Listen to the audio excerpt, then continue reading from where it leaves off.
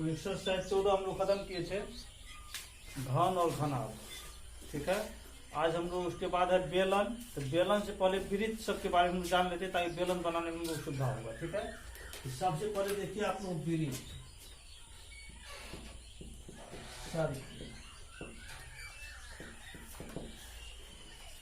अब वृत्त क्या होता है पता होगा, 8th में थोड़ा बहुत पढ़ाए हुए थे, लेकिन अभी हम लोग थोड़ा डिटेल पढ़ेंगे। 10th में और फास्ट इसको पढ़ेंगे। बकरी ठोके हुए देखिए तो लोग, बकरी ठोके हुए देखे होंगे सब लोग। तो बकरी में क्या होता है, एक रस्सी से बांधा हुआ होता है। तो रस्सी में 3 सिराएं होती है। 3 सिराएं होती है रस्सी में ना, तीनों सिरा होता है तो तीनों को ही बोलते हैं। रस्सी में 2 सिराएं होती है। एक सिरा बकरी के गर्दन में होता है, एक सिरा एक खुट्टी गाड़ करके धरती पर उसमें बांध देते हैं। फिर बकरी जैसे जैसे घूमती है वैसे वैसे वो रस्सी उसमें जो बांधा हुआ था खुट्टी वैसे जो घूमता है। तो बकरी चारों तरफ घूम के जो घास चर लेती है तो एक पथ तैयार होता है। पथ मतलब रास्ता। ठीक है, तो पथ जो तैयार होता है उसी पथ को हम लोग कहते हैं कौन सी, देखिए। अब बकरी की रस्सी क्या होगा, निश्चित लंबाई का होता है। ठीक है, उसको हम लोग कहेंगे तिरजा। अब बकरी जो घूम के घास चर रही है उसको नाप लेंगे तो वही हो जाएगा उसका परिधि।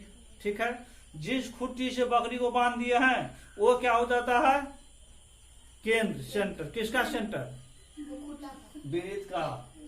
ठीक है, उस बिंदु का बिंदु पथ, उस बिंदु का बिंदु पथ जो एक निश्चित बिंदु से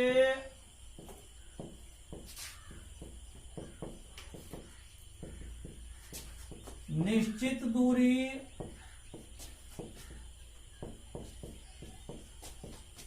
तय करता हुआ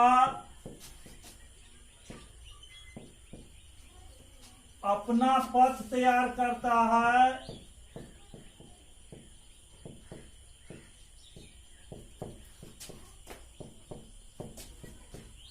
क्या कहलाता है, वृत्त कहलाता है।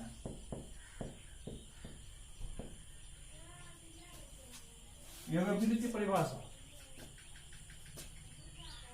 अब हम लोग जानेंगे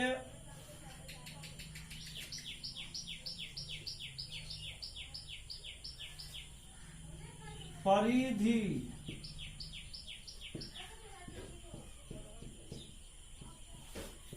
सरकमफ्रेंस,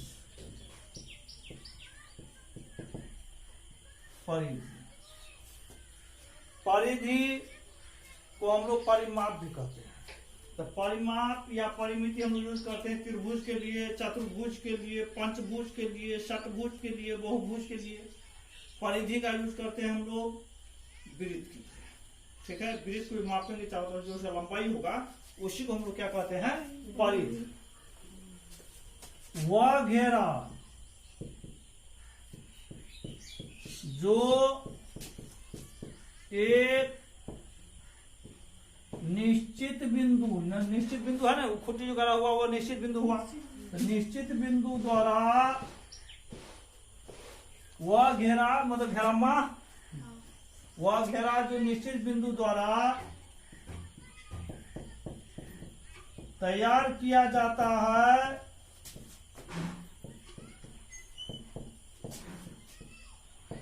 क्या कहलाता है, परिधि कहलाता है।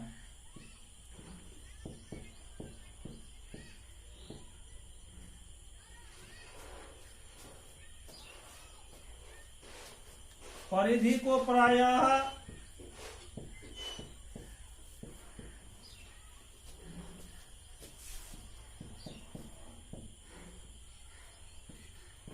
सी से सूचित किया जाता है।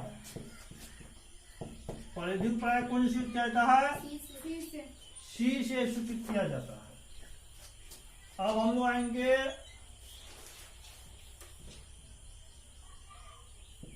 केंद्र के बारे में जानेंगे, सेंटर। निश्चित बिंदु मतलब fixed point, FIXED, fixed point, निश्चित बिंदु को क्या कहा जाता है? केंद्र कहा जाता है।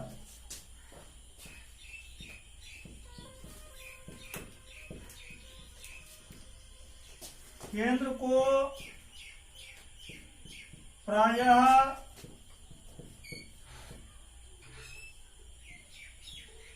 O से सूचित किया जाता है।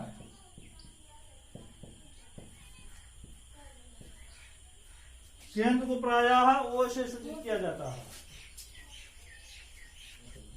देख लिए। अब लिखिए आप लोग त्रिज्या या अर्धव्यास। अर्धव्यास मतलब व्यास का आधा जो होता है उसी को हम लोग त्रिज्या कहते हैं। रेडियस,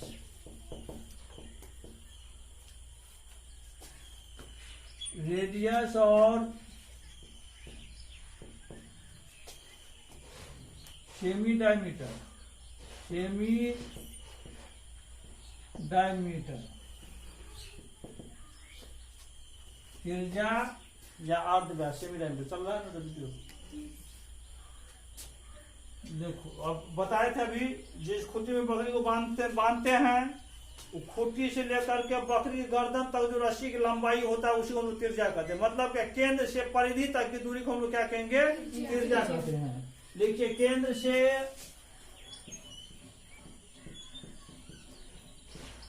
परिधि तक के दूरी को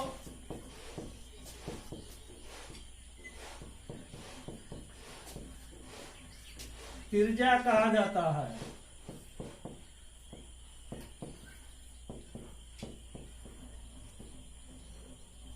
केंद्र से परिधि तक की दूरी को त्रिज्या कहा जाता है।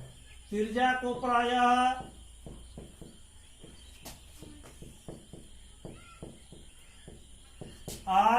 स्मॉल आर या कैपिटल आर से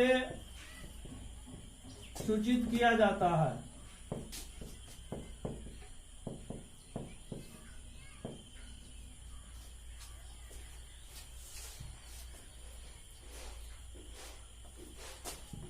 एग्जाम्पल,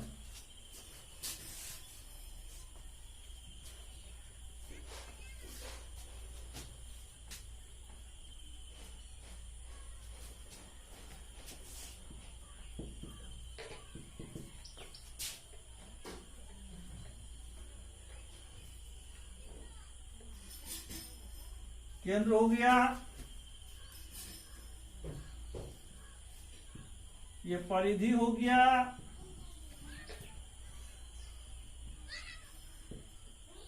सी, ये आर हो गया। ठीक है। चित्र में O बराबर क्या हो गया? केंद्र। OA बराबर क्या हो गया? त्रिज्या बराबर आर। C बराबर क्या हो गया? परिधि। ये माप में हो गया, इसका लंबाई माप ली, वो परिधि हो गया। ठीक है। चित्र बना लेते हैं, देख लिए। तो इसके बारे में आप लोग समझ गए। अब हम लोग आते हैं, सबसे पहले जानते हैं जीवा के बारे में। तो जीवा से पहले हम लोग जान लेते हैं चाप।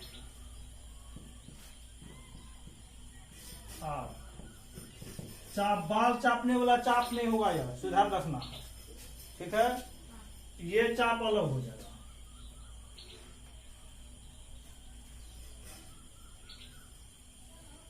केंद्र हो गया।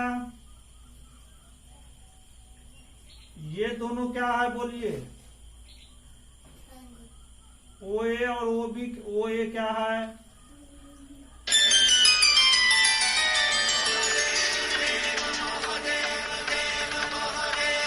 OA क्या है?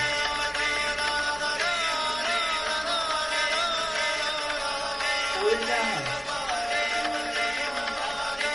है? होगा इसमें? वो भी क्या होगा? त्रिज्या होगा। और ओसी भी त्रिज्या क्या होगा? त्रिज्या होगा। ओसी भी त्रिज्या में क्या होगा? त्रिज्या होगा। यही होगा। मतलब क्या हो रहा है? केंद्र से परिधि पर जो भी दूरी होगा त्रिज्या होगा। मतलब हो गया वृत्त में कितने त्रिज्याएं होंगी? अनंत त्रिज्या। ठीक है, तो किसी वृत्त में अनंत त्रिज्याएं होती है। ठीक है, यहाँ ओ ए भी त्रिज्या, ओ बी भी त्रिज्या हो गया। ठीक है, अब ये क्या हो गया? पूरा परिधि हो गया। अब ये जो है कितने त्रिज्या से घिरा हुआ है? दो त्रिज्या से घिरा हुआ है। देख लीजिए अच्छा से। तो क्या हो गया? परिधि का वह भाग जो दो त्रिज्याओं से घिरा हो क्या कहलाता है? चाप कहलाता है। वृत्त के परिधि का वह भाग जो दो त्रिज्या से घिरा हुआ है। देखिए वृत्त के परिधि का वह भाग जो दो त्रिज्याओं से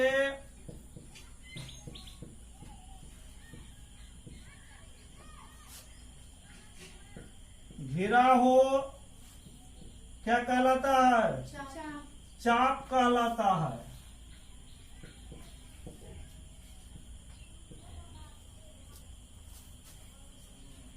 ऊपर वाली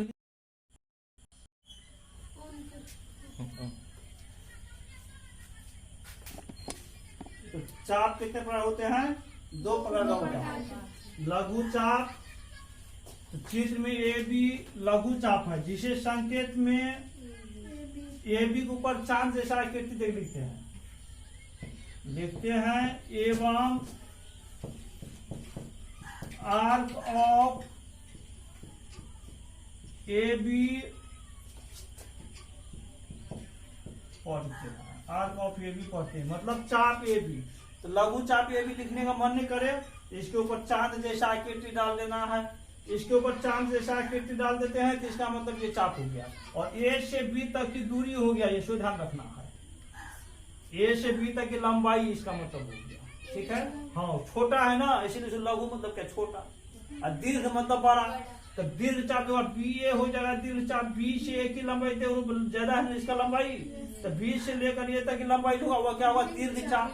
मेजर आर्क होता है और माइनर आर्क होता है। ये हो गया माइनर आर्क और ये हो जाएगा बी ए क्या हो जाएगा? Major arc. ठीक है, दूसरा नंबर लिखिए।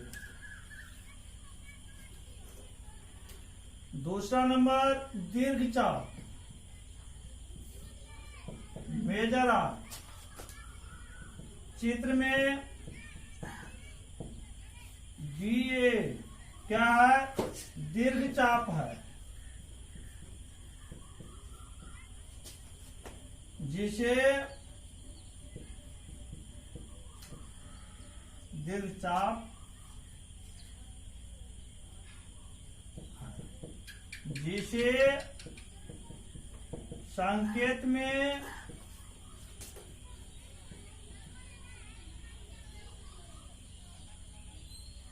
अब बी ए के ऊपर चांद दे दिए हैं, जिसे दीर्घ चाप बी ए लिखते हैं। याद दिख रहा है? सो देखो दिख रहा है ये।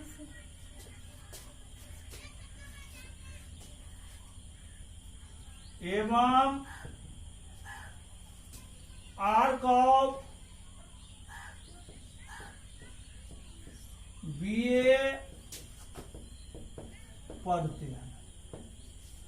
ठीक है, कितने बड़ा हो गया? चाप दो पर। अब आइए आप लोग, दिख रहा है यहां से? देख लो, जीवा या चाप कर्म, अंग्रेजी होता है इसका कोड, CHORD। जीवा या चाप कर्म अंग्रेजी का कोड होता है। इधर दिख रहा है? देखो तो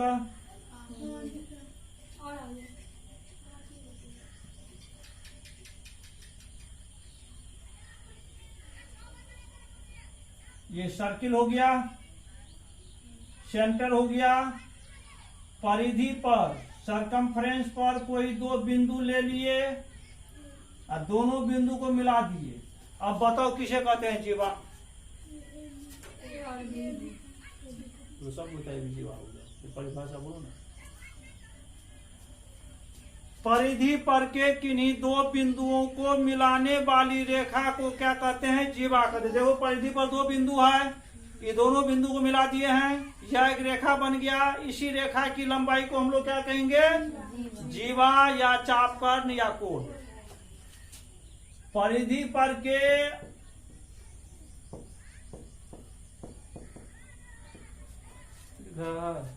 परिधि पर के किन्हीं दो बिंदुओं को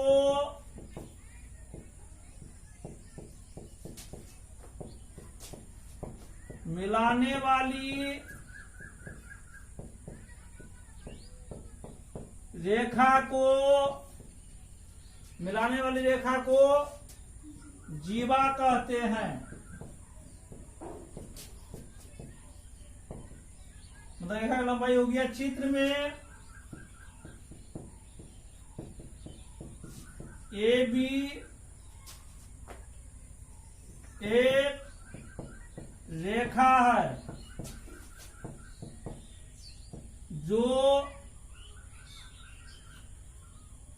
जिसे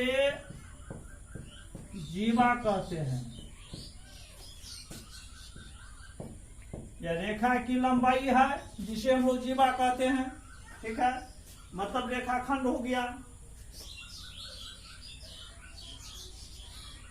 अब कोई पूछ देगा किसी वृत्त में कितने जीवाएं होगी? मान लो यहाँ बिंदु देंगे मिला देंगे, यहाँ बिंदु देंगे मिला देंगे, यहाँ बिंदु देंगे मिला देंगे। अनंत रेखाएं, अनंत वृत्त में कितने बिंदुएं होता है? अनंत बिंदुएं। तो अनंत बिंदुएं होती है, इसका मतलब अनंत जीवाएं। ठीक है, किसी वृत्त में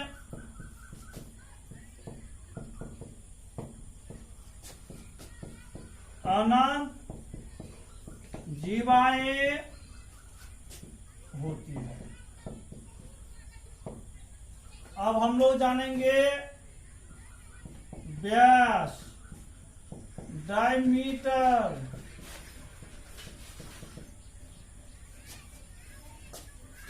वृत्त के सबसे बड़ी जीवा को, मतलब क्या हो गया? एक ही जीवा हो जो सबसे लंबा होगा, और वो कहां से जाएगी? केंद्र से वो गुजरेगी, उसे हम लोग व्यास कहते हैं। वृत्त की वह जीवा जो केंद्र से गुजरती है, वृत्त का व्यास कहलाता है। वृत्त के सबसे बड़ी जीवा को वृत्त का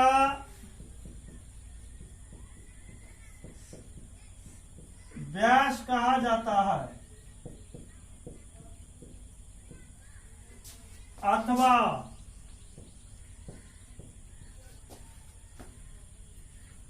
वह रेखा जो देख रहा नीचे, वह रेखा जो केंद्र से होकर गुजरती है,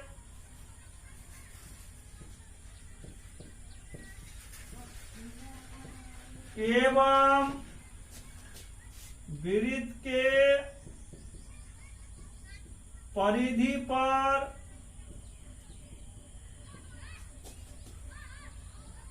दो बिंदुओं से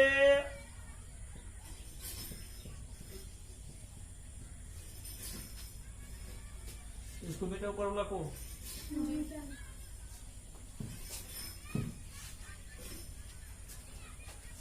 परिधि में दो बिंदुओं से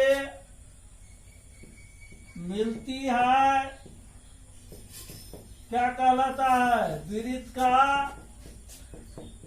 व्यास कहलाता है।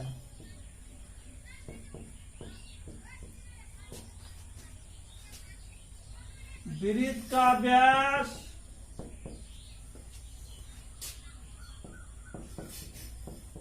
केंद्र पर समद्विभाजित होता है।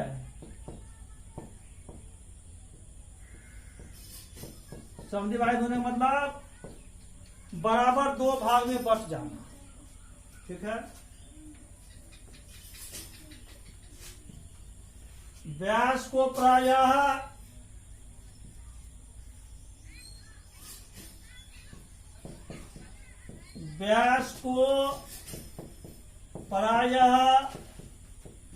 बी से सूचित किया जाता है। व्यास को प्राय कौन से सूचित किया जाता है? बी से सूचित किया जाता है।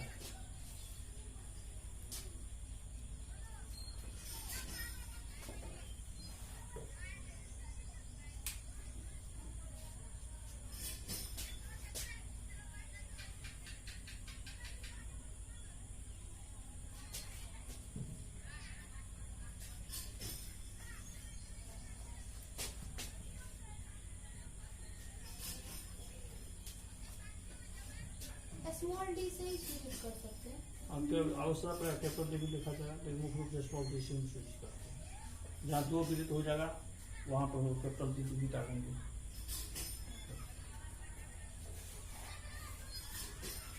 बताया जाएगा आप लोगों को, ये पढ़ेंगे ना क्या जो जिंग वल्ला या छल्ला। ठीक है,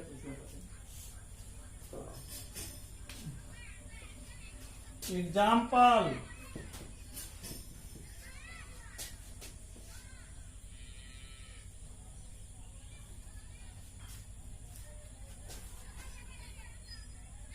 जो केंद्र हो गया ए बी, व्यास हो गया। अब ओ ए क्या है वृत्त की? ओ से ए तक की दूरी आर होगा, ओ से बी तक की दूरी आर होगा।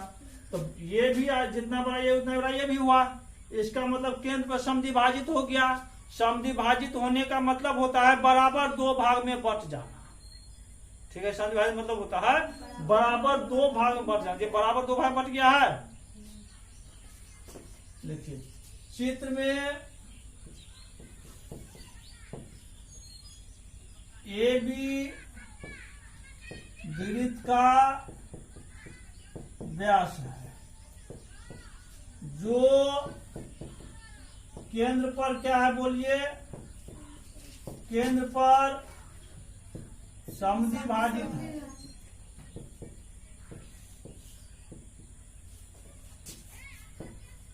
समद्विभाजित है अर्थात ओ ए बराबर ओ बी बराबर कितना?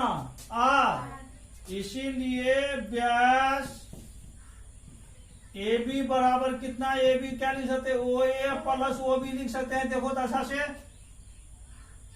देखिए, ए बी को हम लोग ओ ए प्लस ओ बी लिख सकते कि नहीं? लिख सकते, पूरा कन्फर्म हो गया। मतलब इतना इतना जो इतना नहीं लिख सकते हैं, वो लिखे हैं। अब डी सिंपल व्यास को कौन चीज सूचित करते हैं? डी से। ओ ए बराबर कितना? आर। ओ बी बराबर कितना? आर। डी सिंपलाइज डी बराबर कितना? 2r। एक रुपया स्क्वायर होता है कि 2 रुपया होगा? 2 रुपया होता है। आर स्क्वायर मतलब क्या? आर गुना आर। बहुपद पढ़ाए थे ना, बहुपद पढ़ लिया है ना जी? तो बहुपद बताया गया था ना, जो गुना में आधार सेम रहने पर पावर जुड़ता है। लेकिन यहाँ हम तो जोड़ रहे हैं, 1 रुपया 2 रुपया होता है, न कि 1 रुपया बराबर 2। सीधा नहीं बोलता, 2 रुपया होता है। ये कैसे होता है? इसमें हम लोग क्या करेंगे? इसको हम लोग क्या लिख सकते हैं? R into 1 plus R into 1 लिख सकते हैं। एक से गुना करने का मतलब होता है बेइज्जत होना, कारण वही संख्या होता है ना, किसी संख्या एक से गुना करते हैं तो क्या कॉमन आएगा इसमें? आर। क्या बचा? 1 प्लस 1 बराबर कितना? आर। 1 कितना? 2 बराबर कितना हो गया? 2r हो गया। कैसे हुआ? 2r देख ली ना, आंख खोल करके, आंख नहीं बंद है।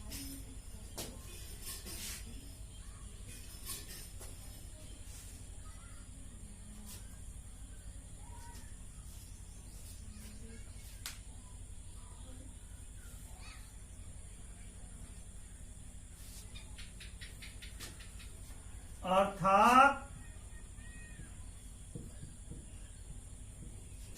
व्यास त्रिज्या का कितना गुना है?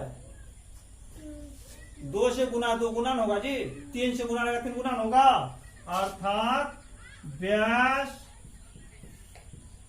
त्रिज्या का कितना गुना होता है? त्रिज्या का 2 गुना होता है, यही ना। दिस इंप्लाइड आर बराबर कितना? b/2 लिख सकते हैं। गुना कर क्रॉस मल्टीप्लीकेशन गुना करेंगे फिर यही d बराबर 2r हो जाएगा। तो क्या हो गया? अर्थात त्रिज्या जो है, ऑब्जेक्टिव क्वेश्चन पूछेगा, अर्थात त्रिज्या व्यास की क्या है? आधी होती है, अर्थात त्रिज्या व्यास की आधी होती है, आधी होती है। तो ये वो फॉर्मूला भी हो गया, t बराबर 2r और r बराबर d/2, ये याद रखना, ठीक है। कल हम लोग पढ़ेंगे वृत्त का क्षेत्रफल, मतलब कल भर ये बेसिक चीज पढ़ेंगे, परसों से हम लोग बेलन स्टार्ट करेंगे जो आपका चैप्टर है उसे पढ़ लीजिए, पढ़ना वो जो भी था। कल हम वृत्त का क्षेत्रफल, कल दूसरा पहले हम लोग पाई के बारे में जानेंगे, इसके बाद जस्ट उसे वृत्त का क्षेत्रफल।